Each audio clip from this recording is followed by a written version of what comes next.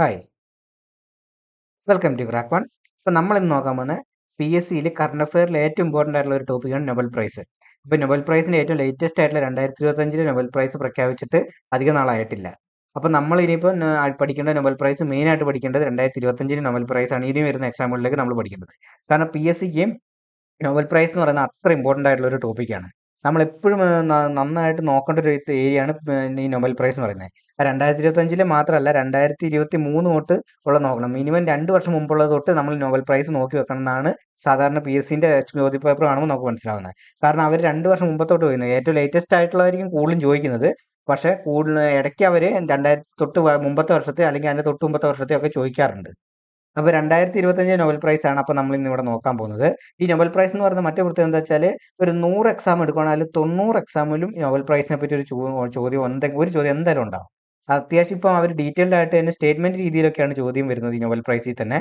അതുകൊണ്ട് തന്നെ നമ്മൾ നന്നായിട്ട് തന്നെ നൊബൽ പ്രൈസ് പഠിക്കേണ്ടതുണ്ട്. അപ്പോൾ നൊബൽ പ്രൈസിന്റെ ക്ലാസ്സിലേക്ക് നമുക്ക് കടക്കാം. നൊബൽ പ്രൈസ് 2025 ക്ലാസ് ആരംഭിക്കാം. ഇപ്പൊ നമ്മൾ ആദ്യം നോക്കുന്നത് രസാന്തരത്തിനുള്ള നൊബൽ പ്രൈസ് ആണ്. രസാന്തരത്തിനുള്ള നൊബൽ പ്രൈസിന്റെ ജേതാക്കൾ 3 പേരാണ് ഇത്തവണ. ആരൊക്കെയാണ്? 3 പേര്. ആരൊക്കെയാണത്? ഒന്ന് സുസുമു കിറ്റാഗാവ. സുസുമു കിറ്റാഗാവ എടുത്തുകാരാണ് ജപ്പാൻകാരനാണ്. സുസുമു കിറ്റാഗാവ പേര് കേൾക്കുമ്പോൾ തന്നെ മനസ്സിലായി. സുസുമു കിറ്റാഗാവ ജപ്പാൻകാരനാണ്. ഇനി അടുത്ത വന്നത് റിച്ചാർഡ് റോബ്സൺ ആണ്. എന്താണ്? റിച്ചാർഡ് റോബ്സൺ ആണ്. അത് ഓസ്ട്രേലിയക്കാരനാണ് Richard Robson. Omar M Yagi.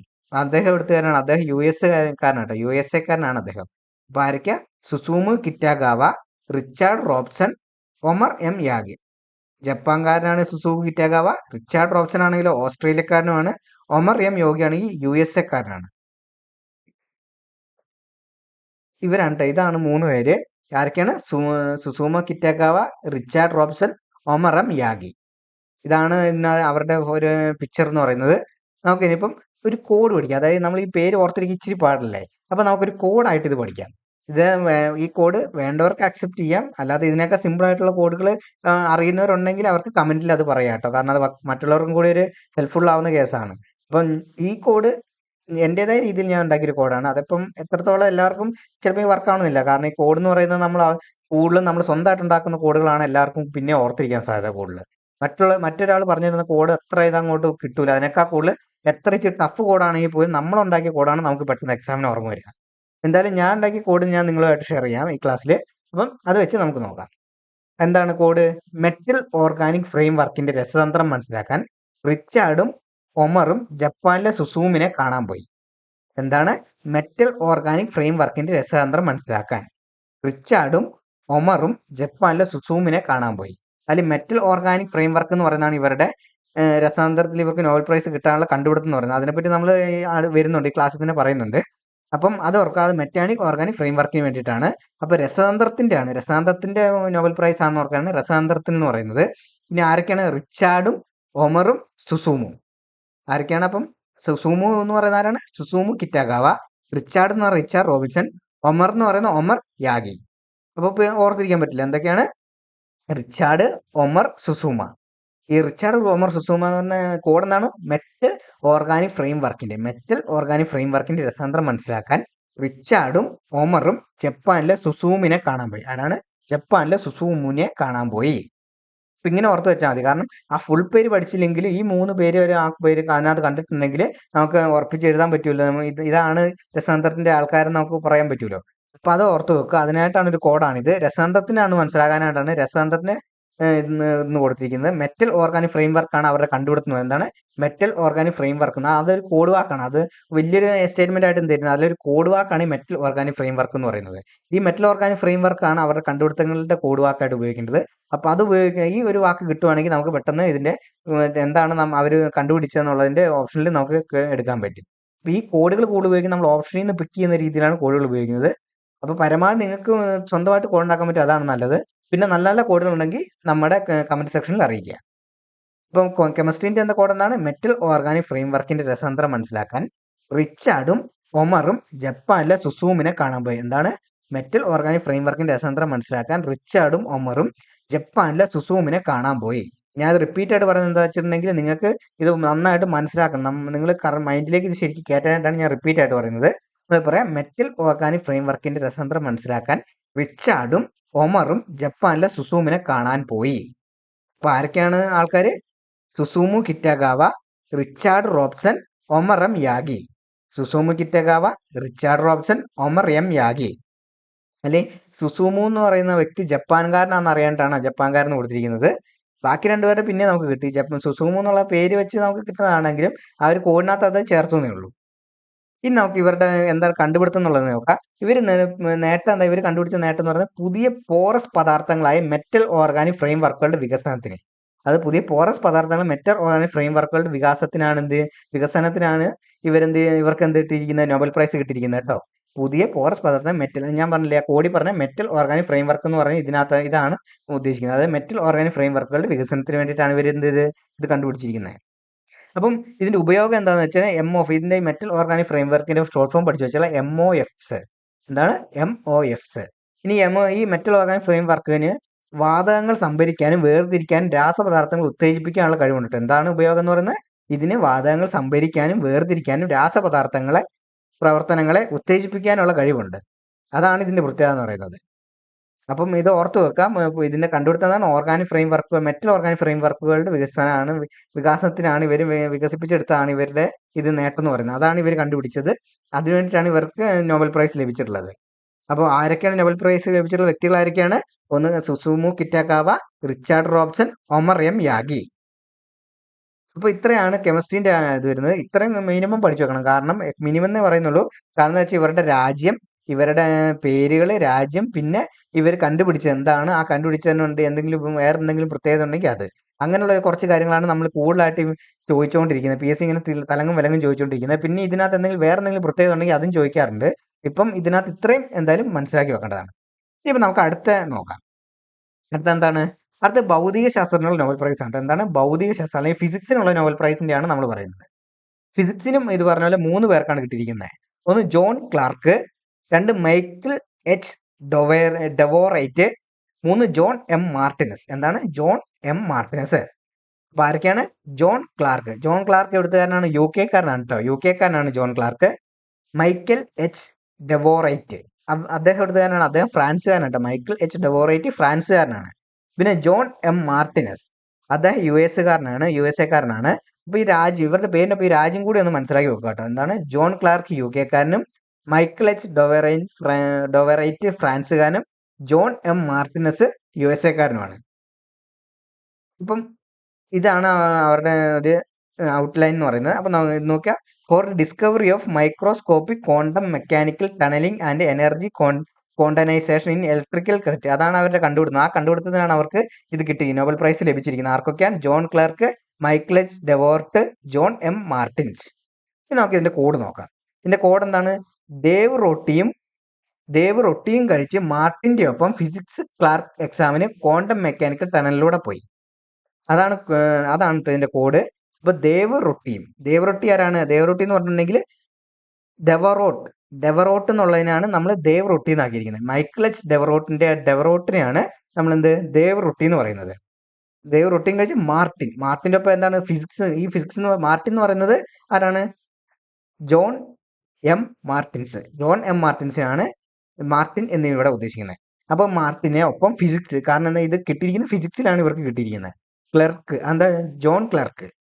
അപ്പൊ ക്ലർക്കിനൊപ്പം എക്സാമിന് ഇതിലെ പോയത് ക്വാണ്ടം മെക്കാനിക്കൽ ടണലിലൂടെ. അതായത് ക്വാണ്ടം മെക്കാനിക്കൽ ടണൽ എന്ന് പറയുന്നത് അവരുടെ കണ്ടുപിടുത്തത്തിന്റെ ഒരു കോഡാണ് ക്വാണ്ടം മെക്കാനിക്കൽ ടണൽ.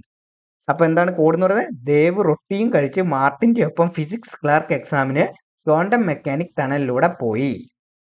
ഒന്നുകൂടെ വായിച്ച്, ദേവ് റൊട്ടിയും കഴിച്ച് മാർട്ടിന്റെ ഒപ്പം ഫിസിക്സ് ക്ലാർക്ക് എക്സാമിന് ക്വാണ്ടം മെക്കാനിക്കൽ ടണലിലൂടെ പോയി. അപ്പൊ ഇതാണ് ഇതിന്റെ കോഡ് എന്ന് പറയുന്നത്. അപ്പൊ ആ കോഡ് ഓർത്ത് വെച്ചോളാം. ഇനി ഇവർ കണ്ടുപിടിച്ച എന്താണ്? വൈദ്യുത സർക്യൂട്ടിലെ മൈക്രോസ്കോപ്പിക് ക്വാണ്ടം മെക്കാനിക്കൽ ടണലിന്റെയും ഊർജ കോർഡിനേഷന്റെയും കണ്ടെത്തലിന്. എന്താണ്? വൈദ്യുത സർക്യൂട്ടിലെ മൈക്രോസ്കോപ്പിക് ക്വാണ്ടം മെക്കാനിക്കൽ ടണലിങ്ങിന്റെയും ഊർജ കോർഡിനേഷന്റെയും കണ്ടെത്തലിന് വേണം. അത് എനർജി കോർഡിനൈസേഷൻ, അതിന്റെ എനർജി കോർഡിനൈസേഷന്റെയും കണ്ടെത്തലിനാണ് ഇവർക്ക് നോബൽ പ്രൈസ് കിട്ടിയിരിക്കുന്നത് കേട്ടോ. ഈ കണ്ടെത്തലിന് പ്രത്യേകം എന്താ വെച്ചാൽ ഈ കണ്ടെത്തൽ മൂലം ക്വാണ്ടം കമ്പ്യൂട്ടറിംഗിന്റെ വികസനത്തിന് നിർണായക പങ്ക് വഹിക്കുന്നുണ്ട്. ഇതെന്താണ്? ഇത് ക്വാണ്ടം കമ്പ്യൂട്ടറിംഗിന്റെ വികാസത്തിന് നിർണായക പങ്ക് വഹിക്കുന്ന ഒന്നാണ് ഈ വൈദ്യുത സർക്യൂട്ടിലെ മൈക്രോസ്കോപ്പിക് ക്വാണ്ടം മെക്കാനിക്കൽ ടണലിംഗ് എന്ന് പറയുന്നത്. ഈ ക്വാണ്ടം മെക്കാനിക്സിന്റെ മായി ബന്ധപ്പെട്ടതിന് നോബൽ പ്രൈസ് കിട്ടുന്നത് 2023-ലും 24-ലും ലഭിച്ചിട്ടുണ്ടെന്നാണ് എൻ്റെ ഓർമ്മ. എന്തായാലും 2023-ൽ ക്വാണ്ടം മെക്കാനിക്സിന് ഫിസിക്സിൽ ഇവർക്ക് കിട്ടിയിട്ടുണ്ട്. ഇവർക്കല്ല, ക്വാണ്ടം മെക്കാനിക്സ് എന്നുള്ള വിഷയത്തിനാണ് കിട്ടിയിരിക്കുന്നത്. ഈ 2025-ലും കിട്ടിയിരിക്കുന്ന ക്വാണ്ടം മെക്കാനിക്സിലാണ് ഇവർക്ക് കിട്ടിയിട്ടുള്ളത്. ഇവർക്കും കിട്ടിയിട്ടുള്ളത് അതാണ്. അപ്പം ഇവരും കണ്ടിട്ടാണ് വൈദ്യുത സർക്യൂട്ടിലെ മൈക്രോസ്കോപ്പിക് ക്വാണ്ടം മെക്കാനിക്കൽ ടണലിംഗ്. ആരൊക്കെയായിരുന്നു ആളുകൾ? ആളുകൾ John Clarke, Michaels Devoret, John M Martinis. ആരൊക്കെയാ? John Clarke, Michaels Devoret, John M Martinis. Code എന്തായിരുന്നു? ദേവ് റൊട്ടിയും കഴിച്ച് മാർട്ടിന്റെ ഒപ്പം ഫിസിക്സ് ക്ലർക്ക് എക്സാമിന് ക്വാണ്ടം മെക്കാനിക്കൽ ടണലിലൂടെ പോയി. ദേവ് റൊട്ടിയും കഴിച്ച ആരുടെ കൂടെയാ? മാർട്ടിന്റെ ഒപ്പം ഫിസിക്സ് ക്ലർക്ക് എക്സാമിന് ക്വാണ്ടം മെക്കാനിക്കൽ ടണലിലൂടെ പോയി. സിമ്പിൾ ആയിട്ട് ഓർത്തിരുന്നാൽ മതി. ഇനിയിപ്പോ നമ്മൾ നോക്കേണ്ടതാണ് വൈദ്യശാസ്ത്രത്തിനുള്ള നോബൽ, അല്ലെങ്കിൽ Nobel prize in psychology or medicine. അങ്ങനെയാണ് പറയുന്നത്. Nobel prize in psychology or medicine ആണ് കേട്ടോ പറയുന്നത്. അപ്പൊ ഇതും 3 പേർക്ക് കിട്ടിയിട്ടുണ്ട്. ആരൊക്കെ? ജേതാക്കളെന്ന് 3 പേരാണ്. ഒന്ന് മേരി ഇ ബ്രാൻകോവ്. ആരാണ്? മേരി ഇ ബ്രാൻകോവ്, എഴുത്തുകാരിയാണ്, USA കാരിയാണ്. പിന്നെ ഫ്രെഡ് റാംസ്ഡെൽ. ഫ്രെഡ് റാംസ്ഡെൽ, അദ്ദേഹം USA കാരനാണ്. ഷിമോൺ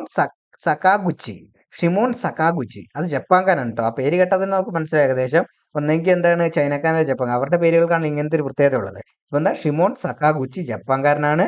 ഫ്രെഡ് റാംസ്ഡെൽ USA കാരനാണ്. മേരി ഇ ബ്രാൻകോവ് എവിടുത്തുകാരിയാണ്? USA കാരിയാണ്. ഇപ്പൊ 2 പേര് USA കാരി, ഒരാൾ ജപ്പാൻകാരനാണെന്ന് ഓർത്തിരിക്കാൻ. വൈദ്യശാസ്ത്രത്തിനുള്ള നൊബേൽ കിട്ടിയിരിക്കുന്നത് അവർക്ക് എന്തിനാണ് ലഭിച്ചിരിക്കുന്നത്?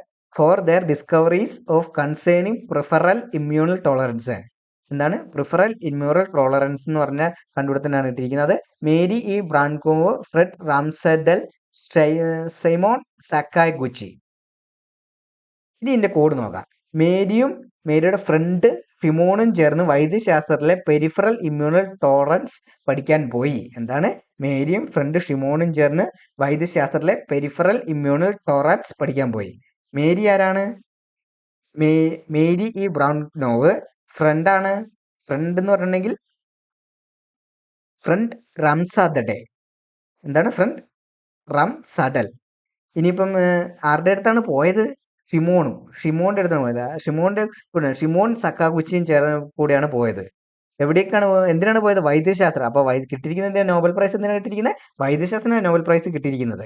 അപ്പോൾ വൈദ്യശാസ്ത്രത്തിലെ പെരിഫറൽ ഇമ്മ്യൂണൽ ടോളറൻസ്, അത് അവരുടെ കണ്ടുപിടുത്തമാണ്. എന്താണ്? പെരിഫറൽ ഇമ്മ്യൂണൽ ടോളറൻസ് ആണ് അവരുടെ കണ്ടുപിടുത്തം. അപ്പൊ അതിനു വേണ്ടിയിട്ടാണ് അവർ പോയിരിക്കുന്നത്. അതാണ് ഇവിടെ നോക്കേണ്ടത് കേട്ടോ. ഈ കോഡിനകത്ത് മെയിൻ ആയിട്ട് പറയുന്നത് മേരിയും ഫ്രണ്ട് ഷിമോണും. ആ പേര് ഓർത്ത് വെക്കുക. മേരിയും ഫ്രണ്ട് ഷിമോണും ചേർന്ന് വൈദ്യശാസ്ത്രത്തിലെ പെരിഫറൽ ഇമ്മ്യൂണൽ ടോളറൻസ് പഠിക്കാൻ പോയി. എന്താണ്?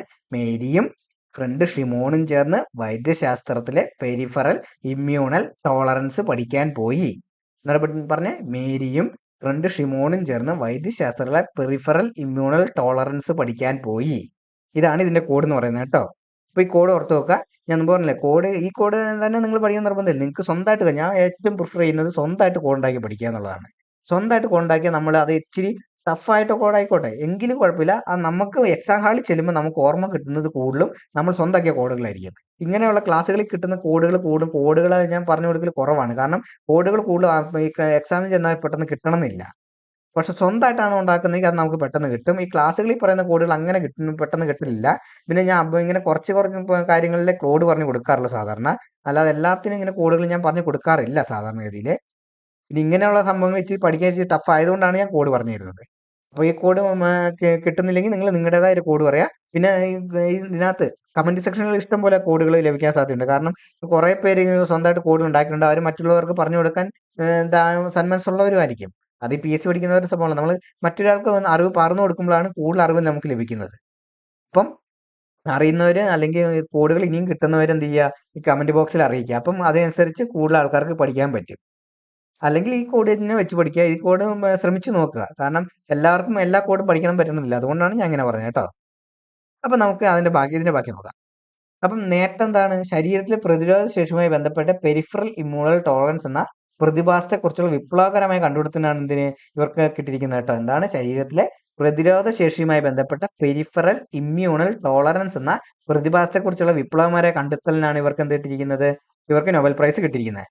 നമ്മുടെ പ്രതിരോധ സംവിധാനം സ്വന്തം ശരീരകലകളെ ആക്രമിക്കാതിരിക്കുന്നതിനുള്ള പ്രതിഭാസത്തെക്കുറിച്ചുള്ള വിപ്ലവകരമായ പഠനങ്ങളാണ് കേട്ടോ ഇത്. അതായത് നമ്മുടെ പ്രതിരോധ സംവിധാനം ഇല്ല, അത് സ്വന്തം ശരീരകലകൾ ആക്രമിക്കാതെ ഇരിക്കുന്നതിനുള്ള പ്രതി പ്രതിഭാസത്തെക്കുറിച്ചുള്ള വിപ്ലവകരമായ പഠനം. അതാണ് ഓട്ടോ ഇമ്മ്യൂൺ രോഗങ്ങൾ തടയുന്നു എന്ന് പറഞ്ഞത്.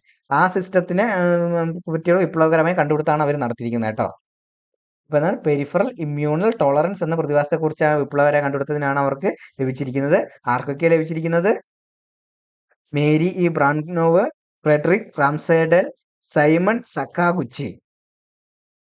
ഈ കോഡ് ഓർത്തുക. മേരിയും ഫ്രണ്ട് ഷിമോണും ചേർന്ന് വൈദ്യശാസ്ത്രത്തിലെ പെരിഫറൽ ഇമ്മ്യൂണൽ ടോളറൻസ് പഠിക്കാൻ പോയി. ഈ കോഡും പഠിച്ചു വെക്കുക കേട്ടോ. ഇനി നമ്മൾ നോക്കുന്ന സാമ്പത്തിക ശാസ്ത്രത്തിലെ നോബൽ പ്രൈസ്. സാമ്പത്തിക ശാസ്ത്രത്തിലെ നോബൽ പ്രൈസ് കൊടുക്കുന്നത് സെർവേജിസ് ഓഫ് റിക്സ് ബാങ്ക് എന്ന് പറഞ്ഞ സെർവേജിസ് ഓഫ് റിക്സ് ബാങ്ക് എന്ന് പറഞ്ഞ റിക്സ് ബാങ്ക് ആണ് ബാങ്കാണ് എന്ത് സാമ്പത്തിക ശാസ്ത്രത്തിനുള്ള നോബൽ സാധനം കൊടുക്കുന്നത് കേട്ടോ. ഈ നൊബേലിനെ പറ്റിയുള്ള മറ്റേ കോമൺ ആയിട്ടുള്ള കുറച്ച് കാര്യങ്ങളെ പറ്റിയുള്ള ക്ലാസ് വേണമെന്നുണ്ടെങ്കിൽ കമന്റ് സെക്ഷനിൽ പറഞ്ഞാൽ മതി, നമ്മളത് ചെയ്യുന്നതാണ്. അതായത് ഒരു വർഷത്തിൽ ഇതെടുത്ത് പറയാതെ ഈ നൊബേലിനായിട്ടുള്ള പൊതുവായിട്ടുള്ള ഈ നൊബേൽ കൊടുക്കാൻ തുടങ്ങിയ വർഷം, ആദ്യം കിട്ടിയ ആള്, ഇത് ഓരോന്നും കൊടുക്കുന്ന ആൾക്കാരൊക്കെയാണ്, അങ്ങനെയുള്ള കാര്യങ്ങളെ പറ്റിയുള്ള ഡീറ്റെയിൽഡ് ക്ലാസ് വേണമെങ്കിൽ നമ്മൾ അത് ചെയ്യുന്നതായിരിക്കും. അത് കമന്റ് സെക്ഷനിൽ പറയുക അങ്ങനത്തെ ക്ലാസ് വേണമെങ്കിൽ. അത് PSC അങ്ങനെ അത് അത്യാവശ്യം ചോദിക്കാറുണ്ട്. അങ്ങനെ അധികം ചോദിക്കാറില്ല എങ്കിലും SSC ഒക്കെ RRB ഒക്കെ നന്നായിട്ട് അത് ചോദിക്കുന്നുണ്ട്. PSC അത്ര ഡീറ്റെയിൽഡ് ആയിട്ട് ചോദിക്കൽ കുറവാണ്, കൂടുതൽ ഇങ്ങനെയാണ് ചോദിക്കുന്നത്. പിന്നെ അപൂർവമായിട്ട് ചിലത് ആദ്യം നോബൽ പ്രൈസ് കിട്ടിയത് ആരാന്നും ആദ്യം നൊബേൽ പ്രൈസ് കിട്ടിയ വനിത ആരാന്നൊക്കെ ഈ കെമിസ്ട്രി ഫിസിക്സ് പോലുള്ള ഈ സയൻസ് വിഷയങ്ങളിൽ ചോദിക്കാറുണ്ട് അവര്. അപ്പൊ അങ്ങനെ ചോദിക്കാറുണ്ട്, അല്ലാതെ അങ്ങനെ ഡീറ്റെയിൽഡ് ആയിട്ട് ചോദിക്കൽ കുറവാണ്. അപ്പം വേണമെങ്കിൽ കമന്റ് സെക്ഷനിൽ പറയുക. അപ്പൊ ഇതിന്റെ ജേതാക്കളായിരിക്കും. അപ്പം ഇതിനും 3 പേരുണ്ട് കേട്ടോ. ഒന്ന് ജോയൽ മൊക്കിർ, പിന്നെ ഫിലിപ്പ് അഗിയോണി, പീറ്റർ ഹോവിറ്റ്. ആരൊക്കെയാ? ജോയൽ മോക്കിർ, അദ്ദേഹം എടുത്തുകാരനാണ്, USA കാരനാണ്. ഫിലിപ്പ് അഗിയോണി, അത് UK കാരനാണ്. പീറ്റർ ഹോവിറ്റ് USA കാരനാണ്. അപ്പൊ 2 USA കാരനും ഒരു UK കാരനും ചേർന്നിട്ടാണ് എന്ത് സാമ്പത്തികശാസ്ത്രത്തിന് നൊബേൽ പ്രൈസ് ലഭിച്ചിട്ടുള്ളത് കേട്ടോ. ഒന്ന് ജോയൽ മോക്കിർ USA കാരൻ, ഫിലിപ്പ് അഗിയോണി UK കാരൻ, പീറ്റർ ഹോവിറ്റ് USA കാരൻ. അതൊക്കെയാണ് ജോയൽ മോക്കിയോറി, ഫിലിപ്പിയൻ അഗരോ, പീറ്റർ ഹോവിറ്റ്. ഇതിന്റെ കോഡ് ഇച്ചിരി കൂടെ സിമ്പിൾ ആണ്. ഇതെന്താണ്? നൂതന സാമ്പത്തിക വികസനം വേണ്ടി വന്നപ്പോൾ ജോയലും ഫിലിപ്പും ചേർന്ന് പീറ്ററിന്റെ ഹൗസ് വിറ്റു. എന്താണ്? നൂതന സാമ്പത്തിക വികസനം വേണ്ടി വന്നപ്പോൾ ജോയലും ഫിലിപ്പും ചേർന്ന് പീറ്ററിന്റെ ഹൗസ് വിറ്റു. അതിൽ നൂതന സാമ്പത്തിക വികസനം എന്ന് പറയുന്നത് പുതിയ ഇവരുടെ കണ്ടുപിടുത്തമാണ്. അതാണ് നൂതന സാമ്പത്തിക വികസനത്തിന് വേണ്ടിയുള്ള കണ്ടുപിടുത്തത്തിലാണ് ഇവർക്ക് ഇത് ലഭിച്ചിട്ടുള്ളത്. അപ്പൊ അതിന്റെ കോഡാണ് നൂതന സാമ്പത്തിക വികസനം. ഇനി ആർക്കൊക്കെ ലഭിച്ചിരിക്കുന്നത്? ജോയലും ഫിലിപ്പും പീറ്ററിനും. ആരൊക്കെയാ? ജോയൽ മൊക്കേൻ, Philippe Aghion, Peter hot. Peter hot തന്നെയാണ് പീറ്ററിന്റെ ഹൗസ് എന്ന് പറയുന്നത്. പീറ്റർ ഹോട്ട്, പീറ്ററിന്റെ ഹൗസ്, പീറ്റർ ഹോട്ട്, പീറ്ററിന്റെ ഹൗസ്. അപ്പൊ നൂതന സാമ്പത്തിക വികസനത്തിന് വേണ്ടി വന്നപ്പോൾ ജോയലും ഫിലിപ്പും ചേർന്ന് പീറ്ററിന്റെ ഹൗസ് വിറ്റു. എന്താണ് കോഡ്? ഒന്നുകൂടെ പറയാണ്. നൂതന സാമ്പത്തിക വികസനം വേണ്ടി വന്നപ്പോൾ ജോയലും ഫിലിപ്പും ചേർന്ന് പീറ്ററിന്റെ ഹൗസ് വിറ്റു. അങ്ങനെയാണ് പറയേണ്ടത്. നൂതന സാമ്പത്തിക വികസനം വേണ്ടി വന്നപ്പോൾ ജോയലും ഫിലിപ്പും ചേർന്ന് പീറ്ററിന്റെ ഹൗസ് വിറ്റു. അതാണ് കേട്ടോ കോഡ്. ഇനി ഇതിനകത്ത് ഇച്ചിരി കൂടി ഡീറ്റെയിൽ ആയിട്ട് കുറച്ച് കാര്യങ്ങൾ നോക്കാനുണ്ട്. കാരണം എന്താ വെച്ചാൽ കിട്ടിയിരിക്കുന്ന കണ്ടുപിടുത്തം പൊതുവായിട്ട് പറയുന്നത് നൂതന സാമ്പത്തിക വളർച്ചയെക്കുറിച്ചുള്ള വിശദീകരണത്തിനാണ് ഇവർക്ക് ഇത് ലഭിച്ചിട്ടുള്ളത്, നൊബേൽ പ്രൈസ് ലഭിച്ചിട്ടുള്ളതെന്ന് പറയും. നൂതന സാമ്പത്തിക വളർച്ചയെക്കുറിച്ചുള്ള പഠനത്തിനും വിശദീകരണത്തിനും, അല്ലെങ്കിൽ ഇന്നർവേറ്റീവ് ലീഡ് എക്കണോമിക് ഗ്രോത്ത് എന്ന് പറയാം. പക്ഷേ ഇത് ഇച്ചിരി കൂടി ഡീറ്റെയിൽഡ് ആയിട്ട് നമ്മൾ ഇവരുടെ കണ്ടുപിടുത്തങ്ങളെ പറ്റി നോക്കണം. അങ്ങനെയാണ്. കാരണം ഇങ്ങനൊരു സംഭവം കഴിഞ്ഞ പ്രാവശ്യം 2024 വന്നിട്ടുണ്ടായിരുന്നു. 2024 കെമിസ്ട്രീന്റെ കാര്യത്തിൽ ഇങ്ങനെ ഒരു കണ്ടുപിടുത്തത്തിന് ഇങ്ങനെ നൊബേൽ പ്രൈസ് കൊടുത്തതിൽ ഒരു ഡിഫറൻസ് വന്നിട്ടുണ്ടായിരുന്നു. ആ കാര്യം തന്നെ എന്ത് ചെയ്തു? PSC എടുത്ത് ചോദിക്കുകയും ചെയ്തിട്ടുണ്ടായിരുന്നു. അപ്പം അതുകൊണ്ട് തന്നെ ഇതിനകത്ത് പ്രത്യേകിച്ച് എടുത്ത് നോക്കണം. കാരണം ഇതിനകത്ത് 2 പേർക്ക് കിട്ടിയിരിക്കുന്ന ഒരു കണ്ടുപിടുത്തവും വേറൊരാൾക്ക് ആ പുള്ളി ഒറ്റയ്ക്ക് കണ്ടുപിടിച്ച ഒരു കാര്യത്തിനുമാണ് കിട്ടിയിരിക്കുന്നത്. അങ്ങനെ 3 പേർക്ക് ഒരുമിച്ച് കിട്ടിയിരിക്കുന്നത്. അതുകൊണ്ടാണ് ഇതിന്റെ അങ്ങനെ ഒരു പ്രത്യേകത ഉണ്ടെന്ന് പറയുന്നത്. ജോയൽ മോക്കിറിന് നൊബേൽ പ്രൈസ് ലഭിക്കാൻ കാരണം അദ്ദേഹം കണ്ടുപിടിച്ച സുസ്ഥിര സാമ്പത്തിക വളർച്ചയിൽ സാങ്കേതിക വിദ്യയുടെ പങ്കിനെ കുറിച്ച് വിശദീകരിച്ചാണ് ജോയൽ മോക്കിറിന് നൊബേൽ പ്രൈസ് ലഭിച്ചത്. എന്താണ്? സുസ്ഥിര സാമ്പത്തിക വളർച്ചയിൽ സാങ്കേതിക വിദ്യയുടെ പങ്കിനെ കുറിച്ച് വിശദീകരിച്ചാണ് ജോയൽ മോക്കിറിന് നൊബേൽ പ്രൈസ് ലഭിച്ചത്. എന്നാലോ പുതിയ ഉൽപ്പന്നങ്ങൾ വിപണിയിൽ എത്തിക്കുമ്പോൾ പഴയ ഉൽപ്പന്നങ്ങൾ പുറത്താക്കപ്പെടുന്ന ഉൽപാദനക്ഷമത നശീകരണം എന്ന വിഷയത്തെക്കുറിച്ചുള്ള പഠനത്തിനാണ് ഫിലിപ്പ് അഗിയോണിക്കും പീറ്റർ ഹോവിറ്റും. ആർക്കൊക്കെയാണ്? ഫിലിപ്പ് അഗിയോണിക്കും പീറ്റർ ഹോവിറ്റിനും പ്രൈസ് ലഭിച്ചിട്ടുള്ളത്. ആർക്കൊക്കെ? ഫിലിപ്പ് അഗിയോണിക്കും പീറ്റർ ഹോവിറ്റിനും എന്തിനാണ് പ്രൈസ് ലഭിച്ചിട്ടുള്ളത്? പുതിയ ഉൽപ്പന്നങ്ങൾ വിപണിയിൽ എത്തിക്കുമ്പോൾ പഴയ ഉൽപ്പന്നങ്ങൾ പുറത്താക്കപ്പെടുന്ന ഉൽപാദനക്ഷമത നശീകരണം എന്ന വിഷയത്തെ കുറിച്ചിട്ട് ഇത് ഒരുപാട് ഡീറ്റെയിൽ ആയിട്ട് നമ്മൾ നോക്കേണ്ടത് ഇത് എന്താണെന്നൊന്ന് പഠിച്ചാൽ മതി. ഇപ്പൊ ഇവർക്ക് ഇങ്ങനെ രണ്ട് രീതിയിലാണ് ഇവർക്ക് കിട്ടിയിരിക്കുന്നത് എന്നുള്ളത് എന്തായാലും ഓർത്ത് വെക്കണം. പിന്നെ ഇവരുടെ സമ്മാന തുക എന്ന് പറയുന്നത് $12,00,000 അത് നേർ പകുതി ലഭിക്കുന്ന ആർക്കാണ്? ജോയൽ മോക്കിറിന് 12,00,000ത്തിന്റെ നേർ പകുതി ലഭിക്കും. ബാക്കി പകുതിയാണ് അഗിയോണും പീറ്റർ ഹോവിറ്റും കൂടെ വീതിച്ചെടുക്കുകയാണ് ചെയ്യുന്നത്. അല്ലാതെ ഇത് മൂന്നായിട്ടല്ല വീതിക്കുന്നത്, രണ്ടായിട്ടാണ് സത്യത്തിൽ ഇത് വീതിക്കുന്നത്. രണ്ടായിട്ടെന്ന് പറഞ്ഞാൽ പകുതി ഈ ടോട്ടൽ തുകയുടെ പകുതി തുക കിട്ടുന്ന ജോയൽ മോക്കിറിനും ബാക്കി പകുതിയാണ് മറ്റു രണ്ടുപേരും കൂടെ, അത് ഫിലിപ്പ് അഗിയോണിയും പീറ്റർ ഹോവിറ്റും കൂടെ വീതിച്ചെടുക്കുന്നത്. ഇതിങ്ങനെ ഇത്രയും ഡീറ്റെയിൽ ആയിട്ട് പറയാനുള്ള കാരണം എന്താ വെച്ചാൽ കഴിഞ്ഞ പ്രാവശ്യം 2024 ഞാൻ പറഞ്ഞില്ലേ കെമിസ്ട്രിയിൽ ഇങ്ങനെ ഒരു ഇത് വന്നു. അപ്പൊ അങ്ങനെ വന്നപ്പം ആ സമയത്ത് നടന്ന ലാബറട്ടറി എക്സാമിന്റെ ലാബറട്ടറിന്റെ മെയിൻസ് എക്സാമില് ചോദിച്ചിട്ടുള്ള ഒരു ചോദ്യമായിരുന്നു എന്ത് ഈ നോബൽ പ്രൈസ് 2024 നോബൽ പ്രൈസ് ചോദിച്ചായിരുന്നു. ഇതിനകത്ത് അന്നും കെമിസ്ട്രിയിലായിരുന്നു ഇതുപോലെ വന്നത്. പകുതി ഒരാൾക്കും ബാക്കി പകുതി വേറെ രണ്ടുപേരും കൂടെ വീതിച്ചെടുക്കുമായിരുന്നു. അതില് പകുതി അതായത് സമ്മാന തുകയുടെ നേർ പകുതി ലഭിച്ച വ്യക്തി താഴെ തന്നിരിക്കുന്നതിൽ ആരാന്നിങ്ങനെ ചോദിച്ചിട്ടുണ്ട്. നേർ പകുതി ലഭിച്ച കെമിസ്ട്രിയിലെ നോബൽ പ്രൈസ് സമ്മാനം ലഭിച്ചതിന്റെ നേർ പകുതി അതായത് 50% ലഭിക്കുന്ന വ്യക്തി ആരാണെന്ന് പറഞ്ഞ ചോദ്യം വന്നിട്ടുണ്ടായിരുന്നു. അതിനകത്ത് എന്നിട്ട് നോബൽ പ്രൈസ് ലഭിച്ച അതായത് കെമിസ്ട്രിയിൽ തന്നെ നോബൽ പ്രൈസ് ലഭിച്ച 3 പേരും ഓപ്ഷനിലുണ്ടായിരുന്നു. പിന്നെ ഫിസിക്സിൽ ലഭിച്ച ഒരാളുടെ പേരും ഓപ്ഷനിലുണ്ടായിരുന്നു. അപ്പൊ അതിനകത്ത് ഒരു വ്യക്തിക്ക് മാത്രമേ പകുതി ഡോളർ കെമിസ്ട്രിയിൽ കിട്ടുന്നുള്ളൂ. മറ്റേ വ്യക്തിക്ക് 2 പേർക്കും കൂടിയാണ് പകുതി പൈസ കിട്ടുന്നത്. അതുകൊണ്ടാണ് അങ്ങനെ ഒരു ചോദ്യം വന്നത്. അപ്പൊ ഇതിനകത്ത് ഇത്തവണ എന്ത് സാമ്പത്തിക ഇതിനാണ് സാമ്പത്തികമായ നോബൽ പ്രൈസിനാണ് നമ്മൾ അങ്ങനെ ഒരു സിനാരിയോ വന്നിട്ടുള്ളത്, അങ്ങനെ ഒരു പ്രത്യേകത ഇത്തവണ വന്നിട്ടുള്ളത്. അപ്പൊ അതുകൊണ്ട് തന്നെ ഇത് എന്തായാലും അങ്ങനെ നോക്കി വെക്കണം. ആർക്കാണ്? ജോയൽ മോക്കിറിനാണ് $12,00,000 നേർ പകുതി ലഭിക്കുന്നത്. പിന്നെ ഫിലിപ്പ് അഗിയോണിക്കും പീറ്റർ ഹോവിറ്റിനും എന്താണ് ബാക്കി പകുതിയാണ് കിട്ടുന്നത്. അത് രണ്ടുപേരും കൂടെ ആ ബാക്കി പകുതിയാണ് രണ്ടുപേരും കൂടെ വീതിച്ചെടുക്കുന്നത്. അതുകൊണ്ടാണ് ഇതിന്റെ പ്രത്യേകത ഇങ്ങനെ പ്രത്യേകതയായിട്ട് പറയുന്നത്. ഇവിടെ തന്നെ കണ്ടില്ലേ, ഇവിടെ തന്നെ കൊടുത്തിരിക്കുന്നത് ഇവർ രണ്ടായിട്ടാണ് ഇവർ ഇതായി കൊടുത്തിരിക്കുന്നത്. ഇതിന്റെ അടിയിൽ കാണുമ്പോൾ നിങ്ങൾക്ക് അതിന് രണ്ടായിട്ടാണ് കൊടുത്തിരിക്കുന്നത്. ജോൺ മോക്കിയറിന്റെ കണ്ടുപിടുത്ത ഒരു ഭാഗത്തായിട്ടും ഫിലിപ്പ് അഗിയോണി പീറ്റർ ഹോവിൻസനും കൂടെ ഒരുമിച്ച് മറ്റൊരു അങ്ങനെയാണ് ഇവർ കൊടുത്തിരിക്കുന്നത്.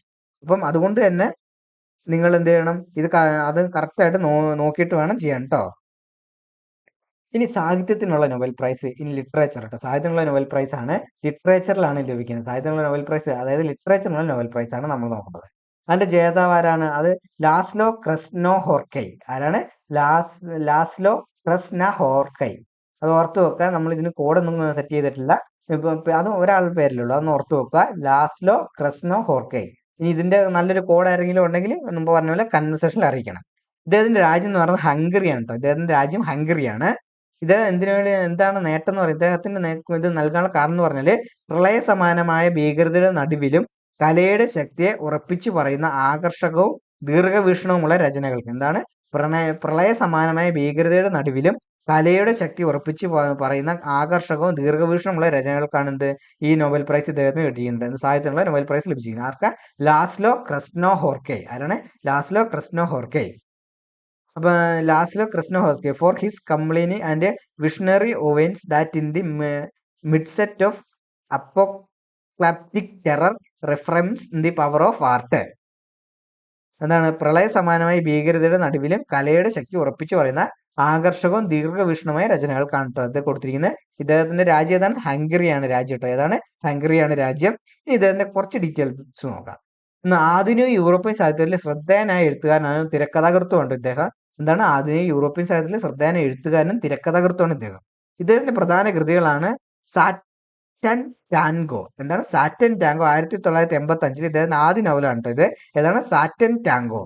അപ്പൊ നിങ്ങൾ ഓർക്കുന്നുണ്ട് ഇത്രയും ഡീറ്റെയിൽഡ് ആയിട്ട് നോക്കണമെന്ന്. ഇപ്പൊ PSC ഇച്ചിരി ഡീറ്റെയിൽഡ് ആയിട്ട് തന്നെയാണ് കാര്യങ്ങളൊക്കെ ചോദിക്കുന്നത്, സ്റ്റേറ്റ്മെന്റ് ഒക്കെ ആയിട്ട്. അപ്പൊ നൊബേൽ പ്രൈസ് കിട്ടിയത്, സാഹിത്യത്തിന് നൊബേൽ പ്രൈസ് കിട്ടി ഇദ്ദേഹത്തിനെ പറ്റിയുള്ള കറക്റ്റായ സ്റ്റേറ്റ്മെന്റ് ഏതാണെന്ന് ചോദിച്ചാൽ ചിലപ്പോൾ ഇതൊക്കെ ചോദിക്കാൻ സാധ്യതയുണ്ട്. അതുകൊണ്ട് തന്നെ ഇതൊക്കെ ഒന്ന് നോക്കി വെക്കുന്നത് നല്ലതാണ്. കാരണം ഇന്ന് ഇപ്പോഴത്തെ സമയത്ത് PSC എന്ത് ചോദിക്കുമെന്ന് നമുക്ക് ഉറപ്പിച്ച് പറയാൻ പറ്റില്ല. ഇത്രയൊക്കെ ചോദിക്കുള്ളൂ എന്ന് നമുക്ക് ഒരിക്കലും പറയാൻ പറ്റൂല. അപ്പൊ ഇതൊക്കെ നോക്കി വെക്കുക. അടുത്തതാണ് ദി മെലങ്കളി ഓഫ് റെസിസ്റ്റൻസ്. എന്താണ്? The melancholy of resistance, war and war, Seiobo there below, the last wolf. എന്താണ്? Seiobo there below, the last wolf. Seiobo there below, the last wolf. ഈ 5 നമ്മൾ മെയിനായിട്ട് നോക്കേണ്ടത്. ഇദ്ദേഹത്തിന്റെ പ്രധാന കൃതികളാണ് ഈ 5. ഇനി ഇദ്ദേഹത്തിന് പറ്റി നോക്കുന്നത് ഇദ്ദേഹത്തിന് ലഭിച്ചിട്ടുള്ള മറ്റ് പുരസ്കാരങ്ങൾ, അതായത് നൊബേൽ പ്രൈസിന് പുറമെ ഇദ്ദേഹത്തിന് ലഭിച്ച കുറച്ച് പുരസ്കാരങ്ങൾ എന്തൊക്കെയാണെന്ന് നോക്കാം. ഒന്ന്, മാൻ ബുക്കർ ഇന്റർനാഷണൽ പ്രൈസ് 2015 ലഭിച്ചിട്ടുണ്ട് ഇദ്ദേഹത്തിന്. പിന്നെ കൊസൂത്ത് പ്രൈസ് 2004 ഇദ്ദേഹത്തിന് ലഭിച്ചിട്ടുണ്ട്. ബെസ്റ്റ് ട്രാൻസ്ലേറ്റർ ബുക്ക് അവാർഡ് ഇദ്ദേഹത്തിന് ലഭിച്ചിട്ടുണ്ട്. USA നൽകുന്ന ബെസ്റ്റ് ട്രാൻസ്ലേറ്റർ ബുക്ക് അവാർഡ് ഇദ്ദേഹത്തിന് ലഭിച്ചിട്ടുണ്ട്. ഇനി Bestenliste prize Germany Bestenliste prize ജർമ്മനിയുടെ 1993 ഇദ്ദേഹത്തിന് എന്താണ് ബെസ്റ്റൈൻ ലിസ്റ്റ് പ്രൈസ് ഇദ്ദേഹത്തിന് ലഭിച്ചിട്ടുണ്ട്. അപ്പൊ ഇത്രയാണ് നോക്കുന്നത്. എന്താ man booker international prize 2015, Kossuth prize, best translator book award, best list prize, ഇത്രയും പ്രൈസുകൾ അദ്ദേഹത്തിന് ലഭിച്ചിട്ടുണ്ട്. ഇനി അവരുടെ സമാധാനത്തിനുള്ള നൊബേൽ പ്രൈസ് പീസ് പ്രൈസ് എന്താണ്? സമാധാനത്തിനുള്ള നൊബേൽ പീസ് പ്രൈസ് ആണ്. അത് ജേതാവ് എന്ന് പറയുന്നത് മരിയ കൊറീന മച്ചാഡോ. ആരാണ്? Maria Corina Machado. ഇതാണ് ഈ വ്യക്തിക്കാണ്, അതായത് ഈ പുള്ളിക്കാരിക്കാണ് സമാധാനത്തിനുള്ള നൊബേൽ പ്രൈസ് ലഭിച്ചിട്ടുള്ളത്. ഇതാണ് ജേതാവാരാണ്? Maria Corina Machado. Maria Corina Machado. ഏത് രാജ്യക്കാരി? വെനസ്വല രാജ്യക്കാരി കേട്ടോ. വെനസ്വല രാജ്യക്കാരിയാണ്. നേട്ടം വെനസ്വലയിലെ ജനങ്ങളുടെ ജനാധിപത്യ ആവശ്യങ്ങൾക്കായുള്ള അക്ഷീണമായ പ്രവർത്തനങ്ങൾക്കും സ്വേച്ഛാധിപത്യത്തിൽ നിന്ന് ജനാധിപത്യത്തിലേക്കുള്ള സമാധാനപരമായ പരിവർത്തനത്തിന് വേണ്ടിയുള്ള പോരാട്ടത്തിന്, വെനസ്വലയിലെ ജനങ്ങൾക്ക് വേണ്ടിയുള്ള ജനാധിപത്യത്തിന് വേണ്ടിയുള്ള ഇവർ ഒരുപാട് ത്യാഗങ്ങൾ, ഒരുപാട് സമരങ്ങളൊക്കെ ചെയ്തിട്ടുള്ള ഒരു പുള്ളിക്കാരിയാണിത്. അപ്പം അവരുടെ ഇതിന്റെ ആ പ്രവൃത്തികൾക്കും അവരുടെ ആ ഒരു സമാധാനത്തിന് വേണ്ടിയുള്ള പരിവർത്തനത്തിന് വേണ്ടിയുള്ള പോരാട്ടത്തിന് വേണ്ടിയിട്ടാണ് ഇത് സമാധാനത്തിനുള്ള നൊബേൽ പ്രൈസ് മരിയ കൊറീന മച്ചാഡോയ്ക്ക് ലഭിച്ചിട്ടുള്ളത്. ഇനി വെനസ്വലയിലെ പ്രതിപക്ഷ നേതാവ് കൂടിയാണ് മച്ചാഡോ കേട്ടോ. ആരാണ്? വെനസ്വലയിലെ പ്രതിപക്ഷ നേതാവ് കൂടിയാണ് മച്ചാഡോ. 1967 വെനസ്വലയിൽ ജനിച്ചു കേട്ടോ. ആരാണ്? 1967 വെനസ്വലയിൽ ജനിച്ചു. എദിന ഫൗണ്ടേഷൻ, സുമയത്തെ എന്നീ 2 സംഘടനകൾ സ്ഥാപിച്ചു. അതൊക്കെയാ? എദിന ഫൗണ്ടേഷൻ 1992 എദിന ഫൗണ്ടേഷനും സുമതേ ഫൗണ്ടേഷൻ, സുമതേ എന്ന് പറയുന്ന ഒരു സംഘടന, സുമതേ എന്ന് പറയുന്ന സംഘടന എദീന ഫൗണ്ടേഷൻ എന്ന് പറഞ്ഞ സംഘടനയെ സ്ഥാപിച്ചത്. ഇനി 2010 വെനസ്വല ദേശീയ അസംബ്ലിയിലേക്ക് തിരഞ്ഞെടുക്കപ്പെട്ടു. ആരാണ്? വെനസ്വല ദേശീയ അസംബ്ലിയിൽ എന്നാണ് തിരഞ്ഞെടുക്കപ്പെട്ടത്? 2010 തിരഞ്ഞെടുക്കപ്പെട്ടത്. വെനസ്വല ദേശീയ അസംബ്ലിയിലേക്ക് തിരഞ്ഞെടുക്കപ്പെട്ടത് 2010. ഈ 2015 BBC തിരഞ്ഞെടുത്ത ലോകത്തെ 100 ശക്തരായ വനിതകൾ ഒരാൾ ആരായിരുന്നു? മരിയ കൊറീന മച്ചാഡോ ആയിരുന്നു 2018 BBC തിരഞ്ഞെടുത്ത ലോകത്തെ 100 ശക്തരായ വനിതകൾ ഒരാൾ. അപ്പം ഇത്രയാണ് ഇതിനെപ്പറ്റി പറയാനുള്ളത്. അപ്പൊ ഇത്രയാണ് നമ്മൾ നോബൽ പ്രൈസിന് മെയിൻ ആയിട്ട് നോക്കേണ്ടത്. ഇത്രയെങ്കിലും നോക്കണം, കുറഞ്ഞത് ഇത്രയെങ്കിലും നോക്കണം എന്നേ ഞാൻ പറയുള്ളൂ. കാരണം നല്ല ഡീറ്റെയിൽഡ് ആയിട്ട് ഇവര് എല്ലാ തവണ ഇത് ഒരു ഗ്യാരണ്ടി ചോദ്യമാണ്. കറണ്ട് അഫയറിൽ ഗ്യാരണ്ടി ചോദ്യം, PSൽ ഗ്യാരണ്ടി നൽകാവുന്ന ഒരു ചോദ്യമാണ് എന്ത്? ഈ നൊബേൽ പ്രൈസ് എന്ന് പറയുന്നത്. അതുകൊണ്ട് തന്നെ ഇതെന്തായാലും നോക്കിയിരിക്കണം. എന്തായാലും നോക്കി നന്നായിട്ട് പഠിച്ചിട്ടേ പോവുള്ളൂ. ഇതെന്തായാലും നോക്കാതെ ഒരു ഒഴിവാക്കി വിടേണ്ട ഒരു കേസല്ല. എന്തായാലും നോക്കിയിട്ട് തന്നെ പോകണം. നന്നായിട്ട് നോക്കിയിട്ട് തന്നെ പോകേണ്ട ഒരു ഏരിയ ആണ് ഈ നോബൽ പ്രൈസ് എന്ന് പറയുന്നത്. അപ്പൊ ഇതിന്റെ PDF നമ്മുടെ ടെലഗ്രാം ചാനലിൽ ഉണ്ടാവും. ഈ ടെലഗ്രാം ചാനലിന്റെ ലിങ്ക് ഈ വീഡിയോന്റെ ഡിസ്ക്രിപ്ഷനിൽ കൊടുത്തിട്ടുണ്ടാവും. അപ്പോൾ താങ്ക് യു.